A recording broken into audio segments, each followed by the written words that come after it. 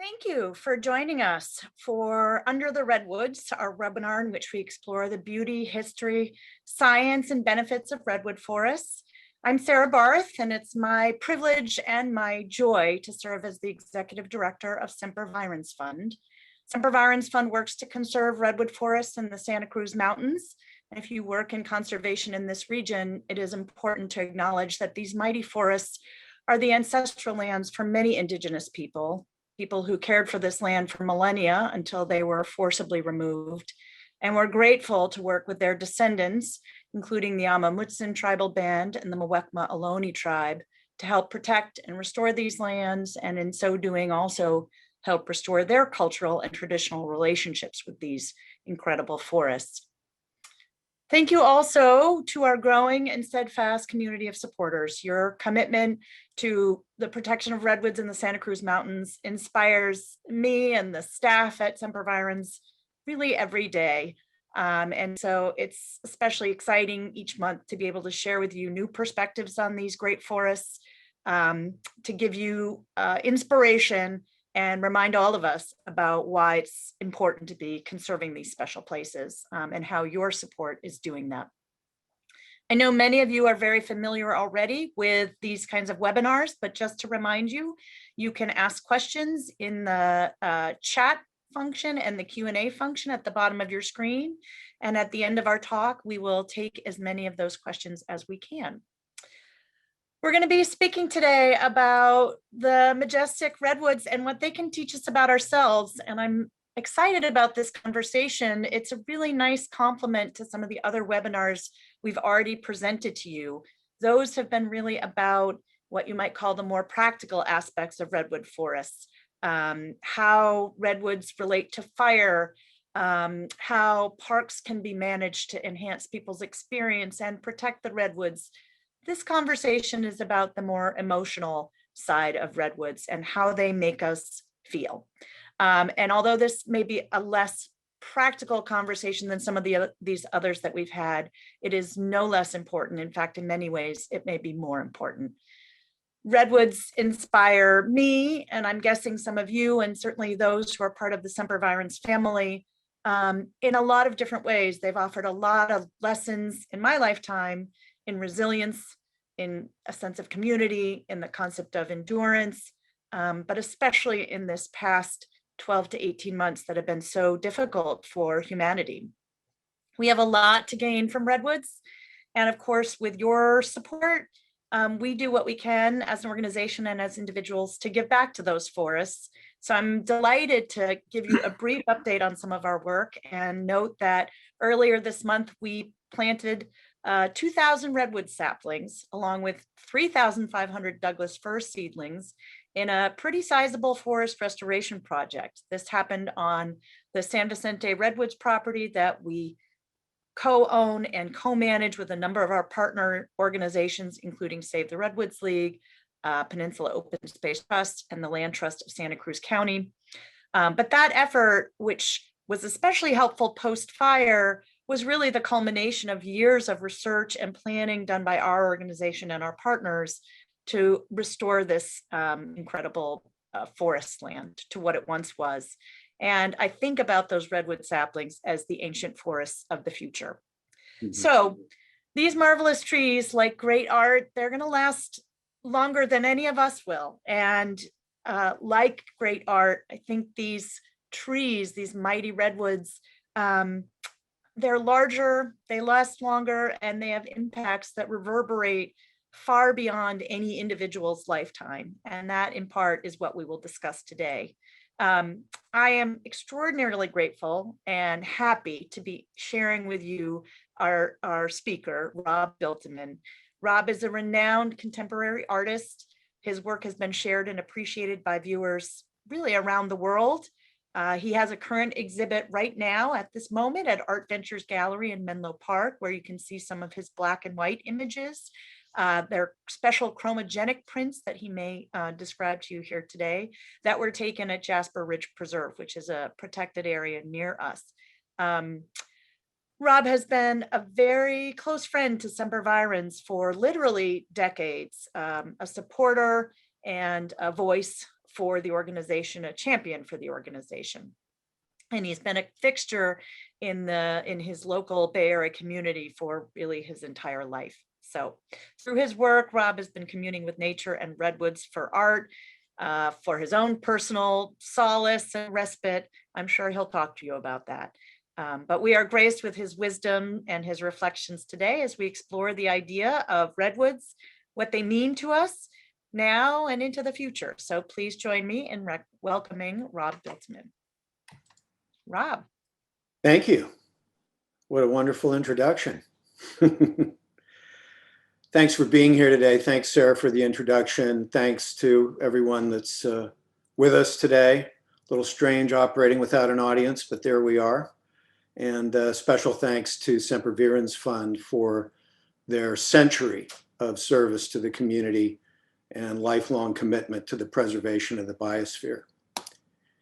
So let's go ahead and share my story here.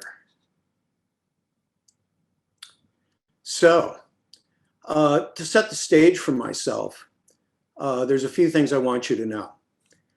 First, I'm not an academic, nor am I an expert on redwoods, nor am I an entertainer, though it's quite all right if you enjoy today's talk. I'm also not a philosopher, an intellectual, or an answer man for some of the existential problems that are facing our world, nor am I the second Ansel Adams. I am actually the first Robert Beulteman, and my job is making photographs that cultivate an appreciation for life as it's found in the natural world.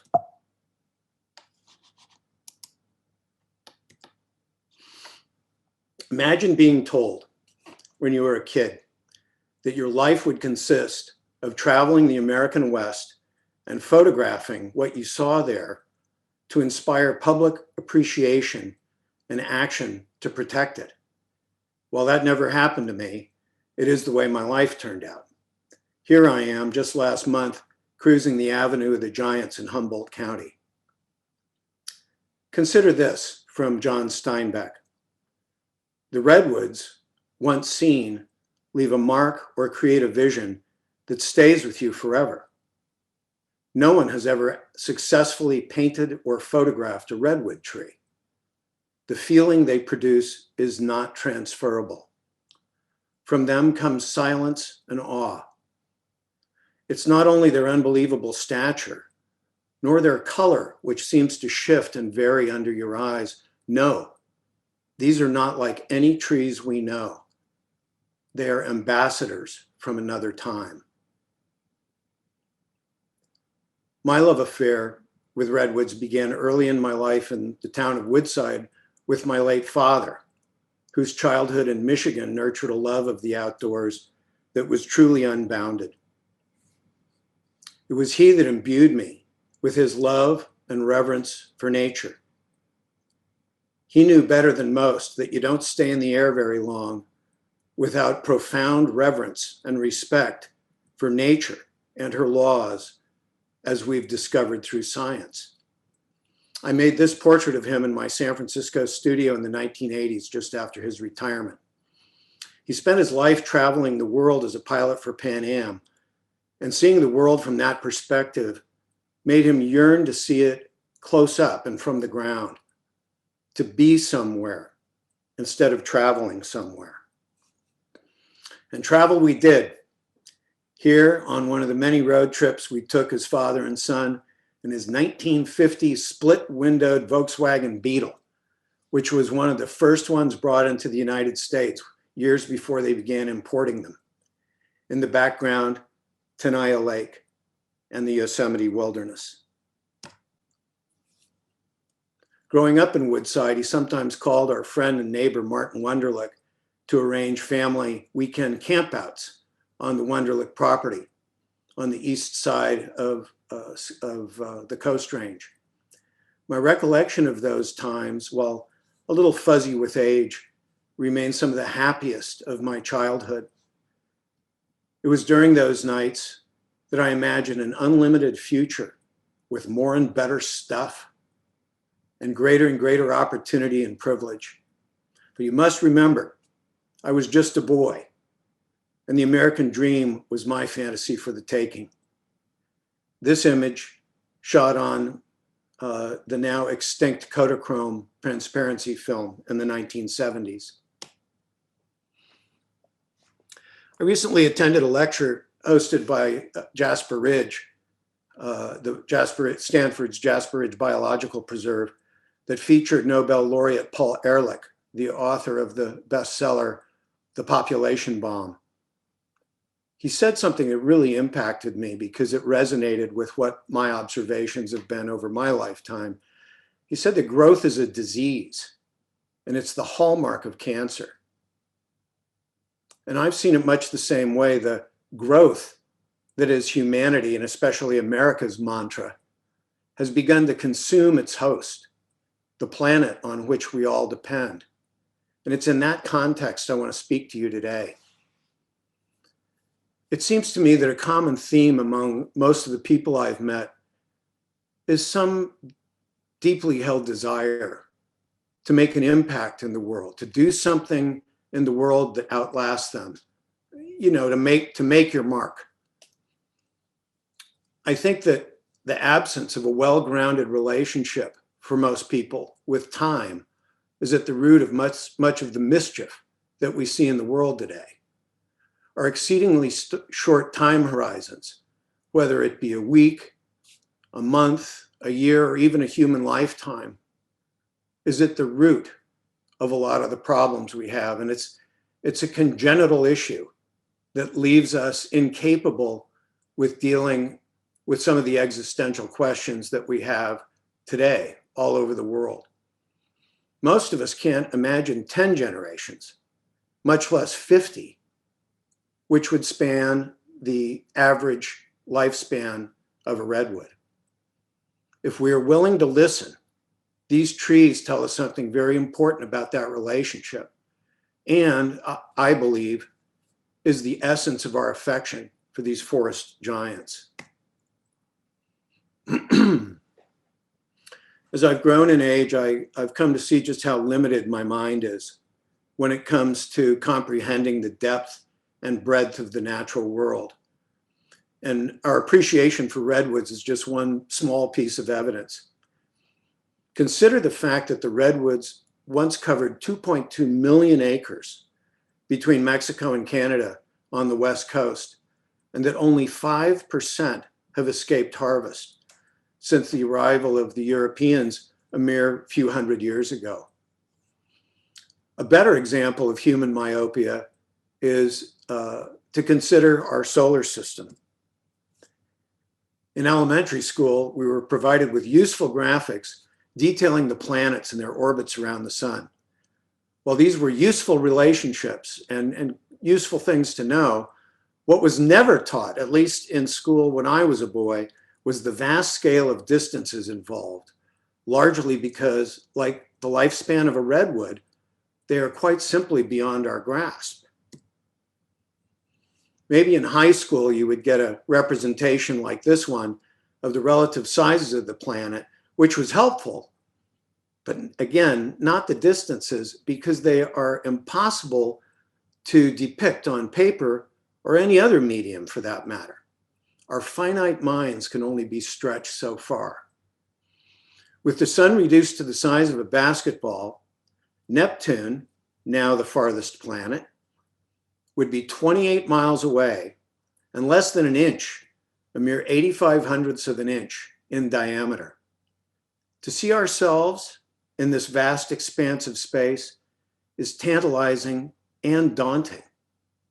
Recognizing our smallness and the brevity of our life is actually an act of courage. And so it is with the species of tree that inspired Sempervirens Club at the turn of the previous century to begin their work protecting old growth redwoods and the groves in the Santa Cruz Mountains. The scale of these living giants is nearly beyond our imagination, but they are here now, and we live among them, for they will be here when we're long gone. The National Park Service states that the average life of a mature redwood is between 8 and 1,500 years, but we now know that there are redwoods that are 2,500 years old. The Hyperion tree, not pictured here, located in a secret and remote area of Redwood National Park, measures 380 feet tall, the world's largest known living tree. The advantage we have over imagining the space of the solar system is obvious. I doubt that anybody in the audience today has not seen, marveled, and probably touched one of the many redwood cross sections that are commonplace in our parks. Drawing your hand across a 1,000-year passage of time puts our lives in a useful perspective and calls on our humility to see our time here as it is, short and created without purpose. This from the best-selling author Richard Preston. What can the redwoods tell us about ourselves? Well, I think they can tell us about human time, the flickering, transitory quality of human time, and the brevity of human life, and most importantly, the necessity to love. In this context, the terms preservation and conservation, while honorable, become somewhat antiquated. I'm well aware that I'm speaking to an audience of people for whom these terms are a lot more than bumper sticker philosophy, for whom they are a cause and even perhaps a motivating force in life, as you, the people watching me, have anteed up, done the work, walked the walk, possibly for generations. But with the increasing degradation of the biosphere that we see every day, not just here, but around the world, I'm calling for a new relationship with nature in which honor, respect, and integrity are the guiding principles. The idea of living connected to life and living belonging to life. When we consider the 65 million years since redwoods appeared in the fossil record and the evolution required in the creation of these masterpieces, it demonstrates the bottomless arrogance and hubris of humanity to see them merely in terms of board feet, as we have until just recent times. Our kind, humanity, needs nothing less than a deep and profound reinvention of what it means to be a human being.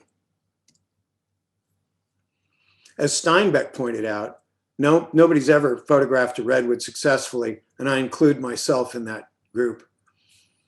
Attempting to do so is the bane of my existence for decades until I understood the impossibility of it and quit fighting it and began to work with it. The story of the redwoods is too grand, too aged, it's just too much for this simple artist to capture and frame. How do you photograph wisdom and perseverance? So instead, I worked to capture what I could, their delicacy, their brilliance in the sunlight, their presence, and their majesty. This image, Redwood Morning, is from my book on the Jurassic Resident Artist Program, 18 Days in June. Rendered using a miniature camera and film sensitive to infrared energy instead of visible light, the heat radiation is reflected off the chloroplasts that dominate new growth in every form of plants, imbuing them with a living spirit. In more recent years, I learned that not even my 6 by 17 centimeter panoramic camera could capture the majesty and magical persistence of these forest denizens. But that didn't stop me from trying. I continue to work regularly, and photographing redwoods continues to be among my greatest challenges.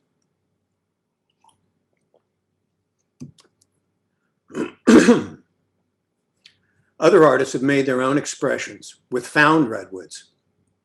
These works from the grounds of the Jurassic Resident Artist Program show their skill. From left to right, we have Three Hills by the celebrated sculptor David Nash, three charred forms made from dead redwoods culled by PG&E in 2006 under their power lines. The Work by Alfred Boschy, a Benedictine monk sitting serenely and facing east as the artist wrote, waiting and hoping for a new day. Next, we have Tory by Bruce Johnson, a 17-foot tall sculpture hand-hewn from a fallen redwood. This piece was commissioned by Dr. Carl Jurassic, the creator of the artist program. Next, we have another David Nash, Sylvan Steps. This log was washed down during a storm, who knows when, and embedded in the floor of Harrington Creek. Years later, after I photographed it, it was washed a mile downstream and nobody knew where it went. And they found it and returned it to a location close to its original location. And last, a real favorite of mine, Nest by Cynthia Harper, a painstakingly constructed piece where each redwood branch was doweled into another to form this universal symbol of nurturing and growth.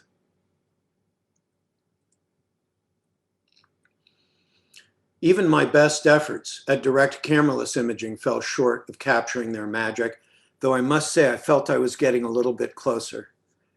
This image was made from a fallen branch of the 1,800-year-old Methuselah tree on Skyline Boulevard after a winter storm. It's the oldest single redwood on the peninsula outside of the park system. So rather than dwelling more on the frustrations of capturing redwoods, let's look at a few photographs that I think succeeded in cultivating this appreciation that I'm reaching for in my work. West Union Creek, the site of one of the many sawmills constructed on the peninsula for the purpose of harvesting redwoods to construct the city of California in the late 1800s and early 1900s. This image from my book, The Unseen Peninsula, now part of the Flagler Estate. This image integrates the redwood forest and the water on which it is dependent. I'm often asked why I don't show the damage that man has done to the environment due to our ceaseless pursuit of development. And I've occasionally been criticized, or actually criticized fairly regularly, for showing the natural world in an overly pristine light. And I do so because I'm more interested in what nature does to man than what man has done to nature.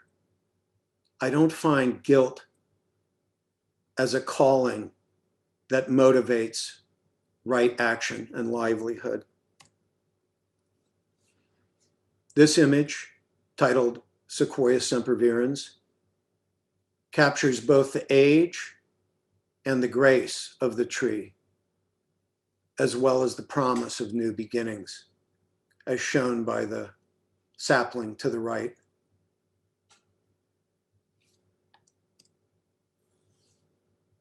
Gridwood, the redwood forest matrix.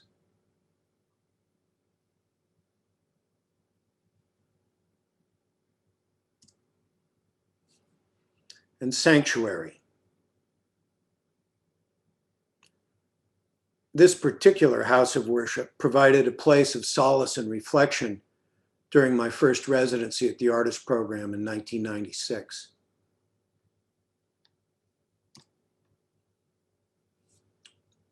I titled this piece Promise because it gives me a sense of the unbridled enthusiasm I experienced as a boy with my family camping in Woodside.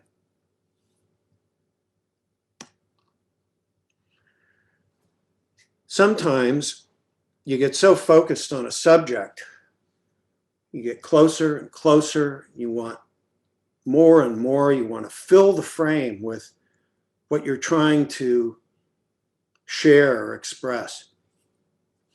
But I found from now 40 some odd years of doing this that pulling back from your subject can allow for a more fulsome view of both your subject and its domain. This photograph, Redwood Ridge, was made in 1991 when I was commissioned by Sempervirens to document the Buelteman Crossing project to raise money to preserve the land around Buelteman State Park. It captures ridge upon ridge of redwoods from the airfield above the park all the way to skyline. And it still is a favorite of mine after all these years. And I print it as a triptych across 3 large sheets of paper.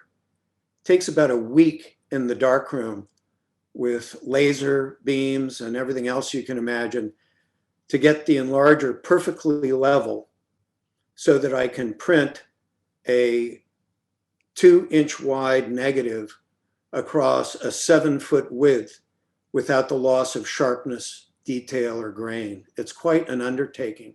And of course, this was shot and imagined before the digital revolution. Now we can do that as a push button print, but I don't make push button prints. I like to make my prints with my own hands. At the time I shot this, now 30 years ago, it seemed like I was capturing a taste, a hint of eternity, a sense of the infinite, something that would always be there. On that day, I could have never imagined that, like everything else, this forest too had a beginning and an end. The peace and stability of our beloved Santa Cruz Mountains came to an end after the arrival of an unprecedented tropical storm and its attendant lightning, unseen on the peninsula in the 67 years that I've lived here, igniting 500 wildfires across our state. This view from Pigeon Point at sundown on August 19th of last year. The arrival of these infernos in our beloved California was a wake-up call that resonated worldwide. Beginning on that day, we lost a good deal of our treasure in the CZU fire, as well as the forests throughout the state on a scale never seen before. In that period of time, we lost 85% of the forests preserved by Sempervirens Fund over their 100+ year history in a matter of weeks. This view looks across Gazos Creek Canyon from the Coast Highway. Humanity's accrued debt to nature has become due.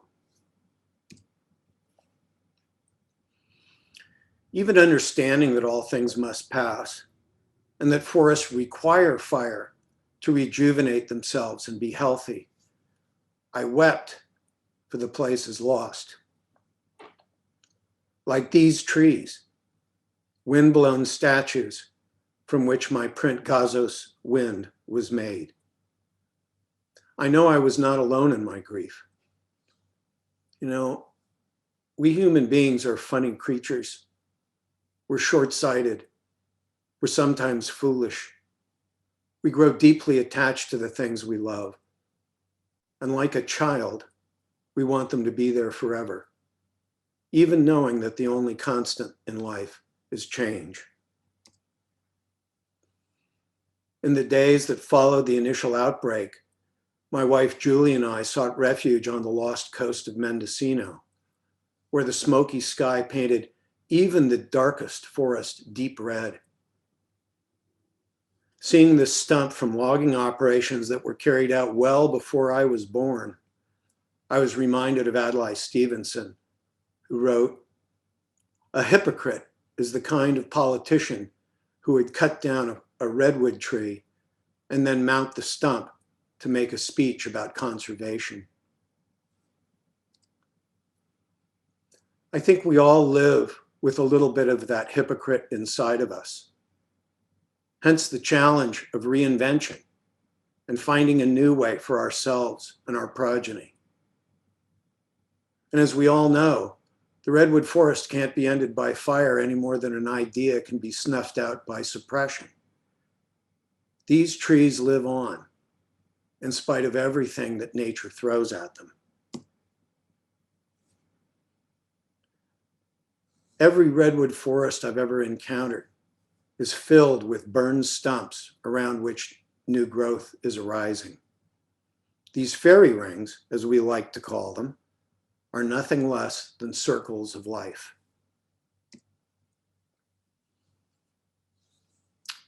I think we've had more than our share of hypocrisy in the last few years. And while I wish I could wrap up my talk by saying that the path for ourselves in finding a new way forward is clear, but it's anything but. As a species, there are many reasons to be hopeful, as we've made tremendous progress in many areas. But the reinvention of what it means to be a human being will be the challenge of a lifetime, and it'll be full of false starts. Such is the paradox of the problem-solution matrix from which we think about everything. What I do know is that living inside this question, what does it mean to be a human being, will yield 1,000 more questions and will serve to reshape what we call a life. In closing, I share with you this piece titled Womb for the forest clearing at the Jurassic Artist Program, where I spent a good deal of time during my residency there in 1996 in the weeks immediately following my mother's passing. Here, a second growth redwood had fallen, opening a hole in the forest canopy and allowing an influx of the light and energy that sustains us all. In redwood biology, it's called basal sprouting. We'll see this phenomena 1,000,000 times over in the wake of the wildflowers that have devastated the lands we love, as renewal is a fundamental part of the system of life. In a human context, basal sprouting has 100 names. As Carl Sagan wrote some 40 years ago, the nitrogen in our DNA, the calcium in our teeth, the iron in our blood, and the carbon in our apple pies were made in the interiors of collapsing stars. We are all made of star stuff. And in this same cycle of life, in which nothing is ever truly created or destroyed, our redwood forests will live on with or without us. The choice is ours to make. In the end, there are no answers in my work, nor am I able to provide them, as my work is intended to ask questions and call for a new relationship with what is and what will surely be. In the end, my art is my affirmation of life. And I'm delighted with the privilege of having been able to share it with you. So thank you very much for your time today. Rob, thank you. I feel like I should just be quiet for the rest of this webinar and that we should all just maybe take 30 minutes to absorb what you've just said. And I feel like my heart rate just went down about however many points or whatever, just watching your images. They're so powerful, and your subject matter is powerful, but I think it's also the perspective that you bring. And I know that you don't like to do public speaking, but your words are phenomenal pairing, like fine wine with great cheese, with your images. So I am deeply grateful to you for agreeing to do this.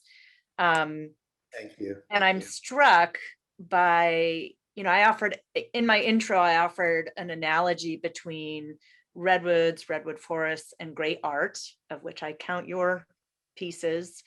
But in listening to you, I was also thinking that there's a powerful analogy between or among redwoods, great art, and really the great religions of the world. And that art, religion, and I think these forests, they offer us comfort, they offer us perspective on time. They try to give us answers to questions that are larger than any of us individually. Yeah, they really are offer commentary on life.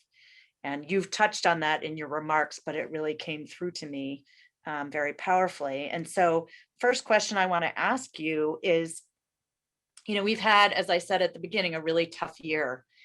Let's table the fire and just think about COVID and what that aspect, a very different aspect of nature, has meant for humanity. And I'm wondering what lessons you think lie in these forests around dealing with or thinking about a year in which it has become stark for most people that life is short, things are uncertain. There can be great challenges that were unanticipated. Yeah, I just wonder if you could speak about how you're thinking about these forests in light of all that COVID has wrought on our communities, and if it's changed your perspective on those forests. Well, to be perfectly frank, when Ebola surfaced and when SARS-CoV-2 surfaced, and then with this pandemic, my thought has been the same every time, and that is that the great culling has begun. There's no way around the fact that, and different scientists have different points of view about this. How many people can this planet support? Yeah. And so that has been my focus, that nature, ever in self-management form, has decided that there's too many of us and is, as I say, the great culling. And I want to be clear here. My family, we know no one who has died from this personally, but we have had a lot of death in our family. We know what that's like. And I don't mean to diminish the passing of anyone, whether they're an old person, a young person, to this terrible scourge. When you look at the statistics about how many people our country has lost per capita, we are off the charts. It will be a point of national shame, I think, for some time, how poorly we've handled this. But again, I find solace in the fact that we're living in a closed system, and that ultimately, when I see the bumper stickers that say "Save the Planet," I laugh now. I think the planet's going to be just fine. The only question is whether or not we will be here to participate in what's going on. Yeah. So. And whether species like redwoods will survive. Yeah, I think the redwoods have a pretty good shot at it. Anybody that's been to the redwood forest, especially people when we brought people to Memorial Park or Portola that are from out of state, they say these trees are all burned. And yes, they are all burned from fires that went through 100, 200, 500 years ago, and they're fine, which is good to know. So maybe the COVID fire is sweeping through right now and we'll be standing afterwards. I hope so. Yeah.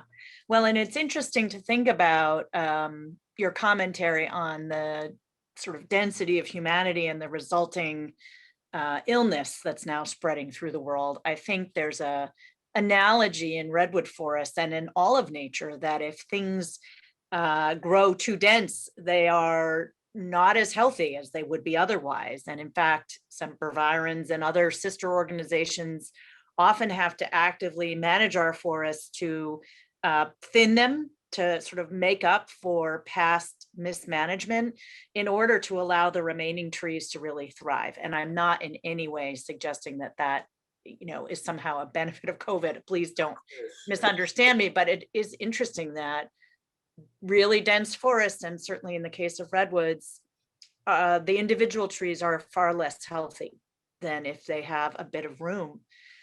So in any case, you touched upon the issue of the fire and the fires that happened this past August, and then actually flared up again in January, which was shocking to many of us and upsetting. But as you alluded to, those trees, many of the most charred looking redwoods are going to be just fine. They are already, if you walk in among the forests now, you'll see hopeful signs of regrowth. And so I wonder how you think about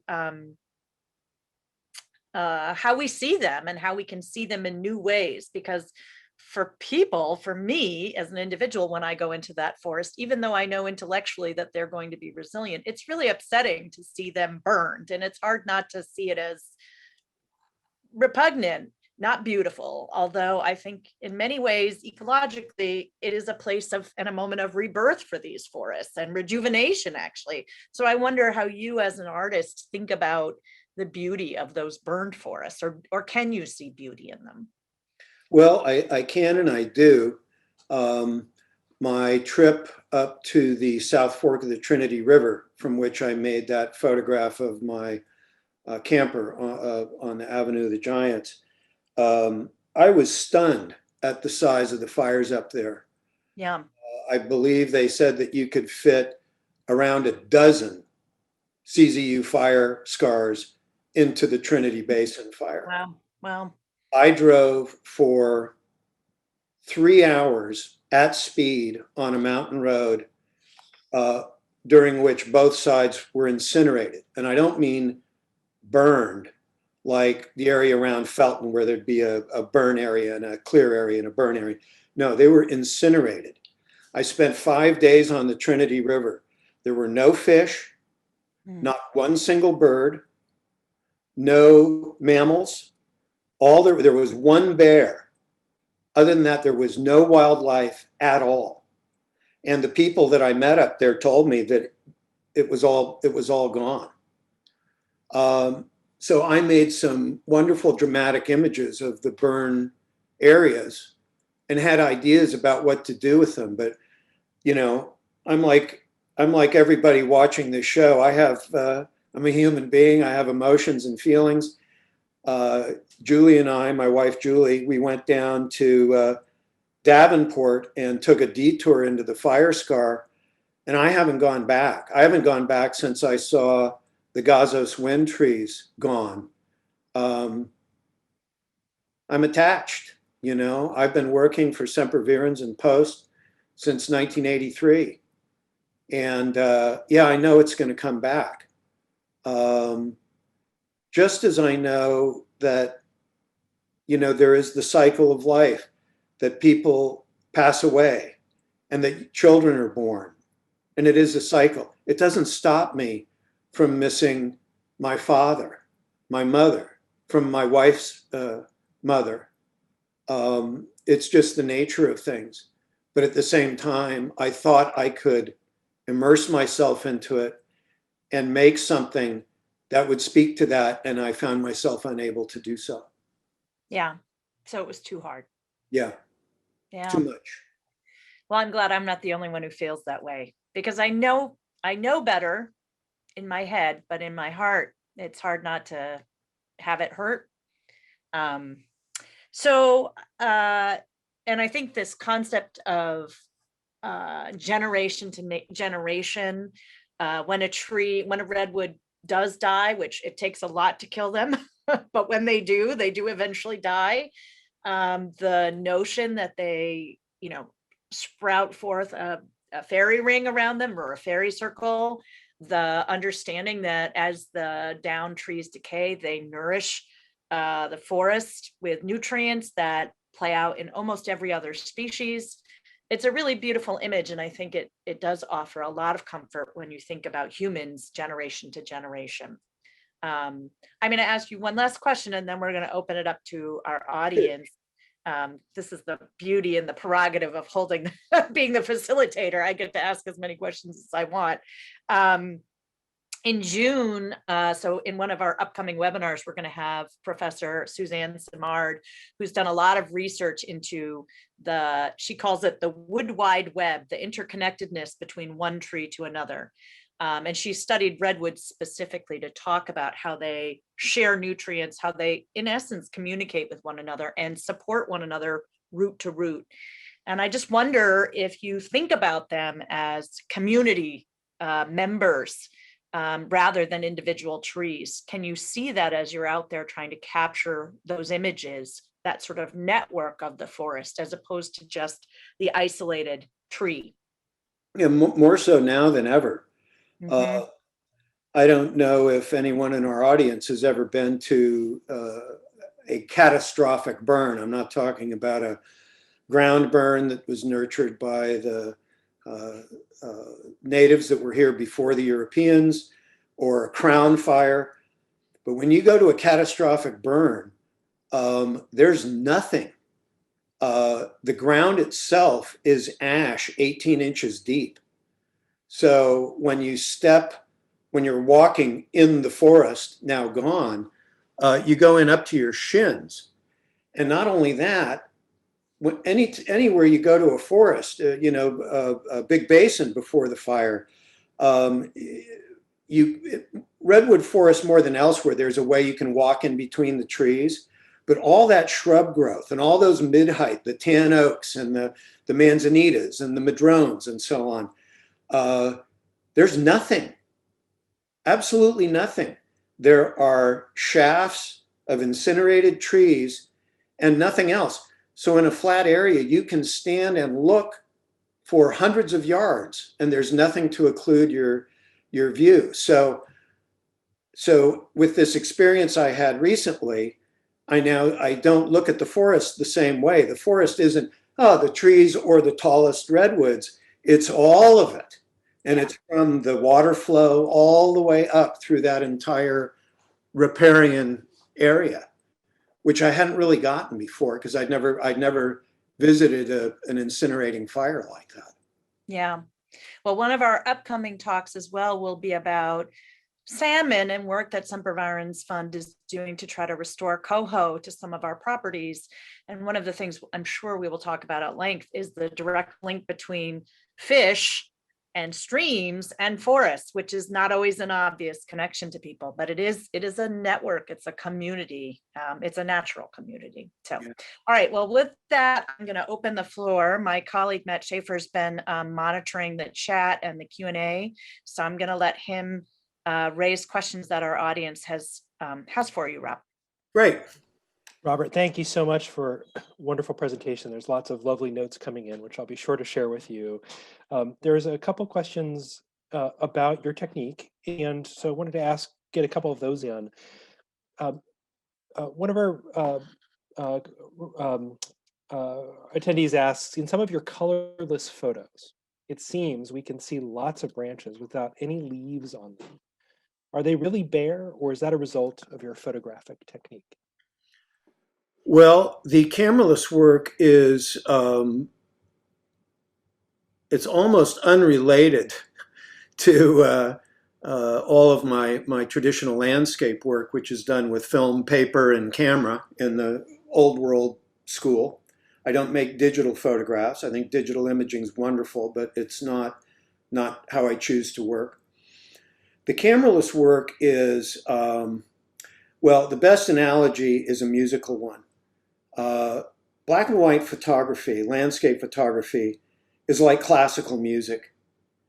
It is highly developed, it is highly definable, and is highly structured. There are book after book after book written about how to make a great negative or a great print. The cameraless work is like improvisational jazz.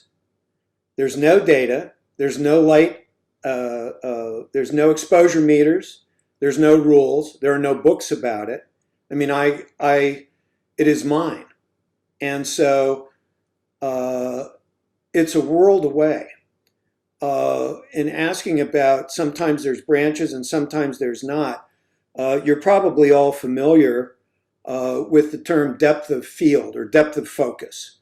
How far, how much of your photograph is in focus. So with a camera and a wide angle lens, you can have a depth of focus that's from 2 inches to infinity without much work. Because there's no cameras, no lenses, and no computers involved in the cameraless work, the depth of focus is essentially 0. So the distance between the film on which the image is made and the subject determines whether or not that branch is in focus or not. So for instance, if the branch is touching the film, but the leaves are like leaves are, they're wavy and maybe off the film, say 1/8 of an inch, they will not register as being in focus. If they're off the film 1/2 an inch, they won't even show up in the finished image. So part of the excitement, part of the joy of making the cameraless images, it's completely impossible to manage it. In making a black and white landscape photograph, if you factor in every variable, the chemistry you use, the camera you use, the film you use, the paper you print on, the enlarger you use, the f-stop of the enlarger, the f, and so on and so forth. There's 15 variables. The cameraless image has over 50 variables, including things like the humidity in the room at the moment you make the exposure, which you can't measure because you're working in total darkness. Also the elevation of the studio in which you make the image. My studio in Santa Fe at 7,800 feet above sea level, I get 10 times the electric coronal discharge effect as I get here in the studio on the coast in Montara because of the weight of the column of air on top of the easel at the moment I make the image. So, long answer to a simple question. The cameraless image, it took 3,000 sheets of film to finish the first 25 images. So it is a process where failure is your friend, and when you get something that works, it's a miracle, and it makes you look very smart, but you know that you were just persistent and hung around and spent the time and the effort long enough to get something that you felt was worthy of signing as an original print. So that is absolutely fascinating. I always love hearing you talk about your process. It's extraordinary. Great fun. We had another question about a simpler question, perhaps, about what time of day do you find to be your favorite to photograph these trees? Well, that's a tough question. That's kind of like in the how long is a piece of string category. It really depends on the location, what it is that I'm trying to communicate, and also the logistics involved. Am I hiking in? Am I working off the back of the camper? How do I access the location and so on? The current exhibition at Art Ventures is called Chasing the Light, Morning at Jasper Ridge. And it's titled that. Let me back up just a minute. Almost all the photographs and everything that I've published in landscape work is photographed either just before or just after sunrise, and then more rarely just before or just after sunset. At the end of the day, you're dealing with the degradation of the air mass from heat and wind, which causes the photons of light to jiggle. So you lose the sharpness in images, and I like that critically sharp image, that sense of reality, so that it's the dichotomy, both it's very real but very unreal at the same time. And I like dramatic light. So I like it when my light source is low on the horizon. My reference to the portfolio at Jasper Ridge, I met the director of Jasper Ridge as a fellow advisory board member at Sempervirens Fund, Philippe Cohen, and asked him if I could come to Jasper Ridge. For you old Woodsiders or Portola Valley people, Searsville Lake, when it was a recreation area in the 50s and 60s, to ply my craft. And he said, sure. At the time, I was extremely sick. I got Rocky Mountain spotted fever, Q fever, Ehrlichia, and Lyme disease somewhere around in, we don't know when, maybe 2005 or 6. And by 2008, I had been diagnosed and was unable to do anything. In fact, my meeting Philippe was one of the few times I was out of my bedroom in 2010. And so, I didn't want to come on, I can't do anything, but please let me on the property, which was the truth. I said, I want to come and make some photographs. So he was kind and knew I wasn't well and said, sure. So I started showing up at sunrise, and because I was so sick, some days I didn't even make it to sunrise before I'd had to get in my car and go home. And after a few years of this, I was very frustrated, heartbroken. I thought, here I had this great opportunity and I have nothing. And Julie, my wife, said to me, have you looked at the work? And I said, no, I just know it's terrible because I've been so sick. And she said, well, look at the work. And when I looked at the work, a theme emerged: chasing the light, mornings at Jasper Ridge. Everything had been shot between an hour before sunrise and an hour after sunrise. And so there was this music in it that I had not intended but had been forced on me because of my disability. And so that's the black and white work that is at Art Ventures. The color work, a lot of it is color cameraless images I made of specimens that I collected at Jasper Ridge with Philippe's permission, and then brought back to my studio in Montara to image. So that's a very long answer. My family knows that be careful if you ask them a question because they'll keep talking for a long time. So back to you. Well, and I'm struck, sorry, Matt, I'm struck that the best times for photographing are also the best times for wildlife viewing. And I'm sure there are a lot of reasons that those two things correlate, but anyway, go ahead. To be clear, I am not a wildlife photographer. I have friends who are National Geographic wildlife photographers. You talk about a life of commitment. Yeah. Mr. ADD over here does not have the patience to sit in a duck blind and wait 4 days for a ring-tailed something or another to show up to get that shot. Nor am I that spontaneous to be able to get it. I'm very studied and planned about the photographs. Some of the photographs I made, the Reeds and Water, that's on the wall of the gallery facing Santa Cruz Avenue, that was around 8 years of watching that location to wait for the right time, weather, and season to capture that image. So anyway. So redwoods are the perfect subject for you then. That's right. That's right. They're patient. They stand sentinel waiting for you. That's right. Matt, do we have time for one more? We're gonna go ahead and fit it in because you did mention Philippe Cohen, and he kindly offered a question. He said that he's always gotten the sense that redwoods were in many ways a most extreme example of otherness from what it means to be human. And he's wondering if there's any chance you think about otherness when taking your photos. I do.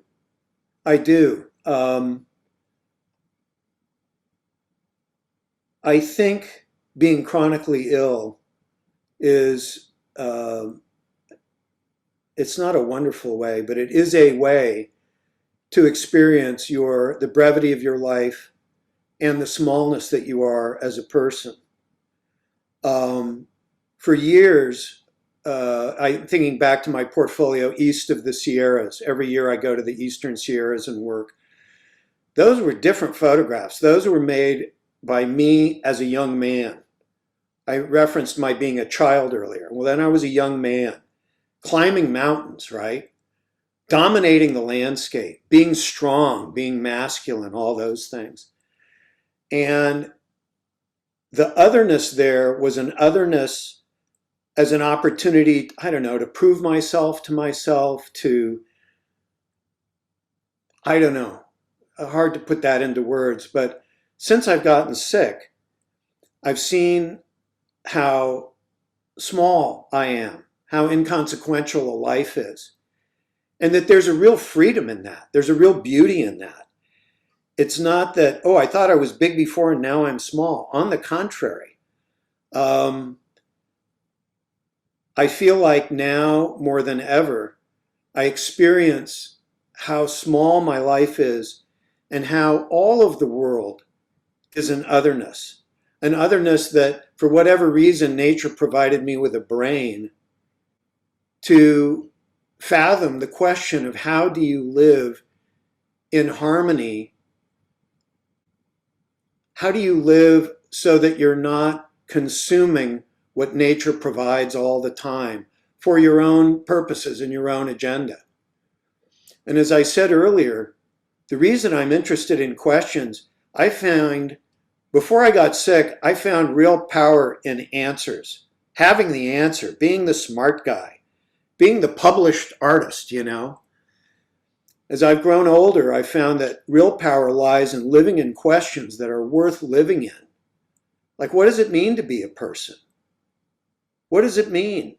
We might find in our lifetime that part of what it means to be a responsible human being is not flying in airplanes anymore, delivering millions of tons of burned hydrocarbons to the atmosphere. I don't know. I don't know about you. I still have flown in airplanes. I still drive a car. These are questions, though, that make us very uncomfortable. And I think that we're in a culture that values answers above questions. And I think that's something else that has to change. Because frankly, we are up against questions that we have absolutely no idea. I mean, I know there's a lot of theories about using, pouring concrete and putting materials on sand and doing all kinds of things that will help with global climate change. But I personally feel that we are still pretty clueless about that. And I'm hoping that my son's generation will be able to gain some traction and insight there. So I'm all about asking questions with the art, and as I've grown older, trying to live in those questions myself to the degree I can. Well, Rob, we really appreciate you asking those questions, sharing your thinking around them with us today, provoking us to think about those questions, and just Can I really do Can I do a quick share of my exhibition in case anybody would like to see it? Yes, I was going to say, I think that information's been posted, but if we've got it, we'll pull it up on the screen. We'll see if we can do it. Is it up there? There it is. Well, there you go. So please, galleries like this are really important to support. Art Ventures Gallery has also been a friend to Sempervirens Fund. And Rob's work is really powerful. So I encourage you all to check it out virtually or in person with appointment. Thank you all for joining us. I want to encourage those of you who are interested. Our upcoming webinar next month is going to be, I think, also really interesting, very different than this one. Amy Patton, who is a rare plant treasure hunter and is going to be checking out what kind of extraordinary and rare plants emerge following the fires, which should be really interesting. We're already seeing some extraordinary plants emerge on our properties post-fire. So that's a very positive, I think it'll be interesting and feel-good webinar. Again, Rob, thank you. Thanks to our audience of friends and supporters of Sempervirens Fund, and we'll look forward to seeing many of you again next month with our Under the Redwoods webinar series. Thank you. Thank you so much.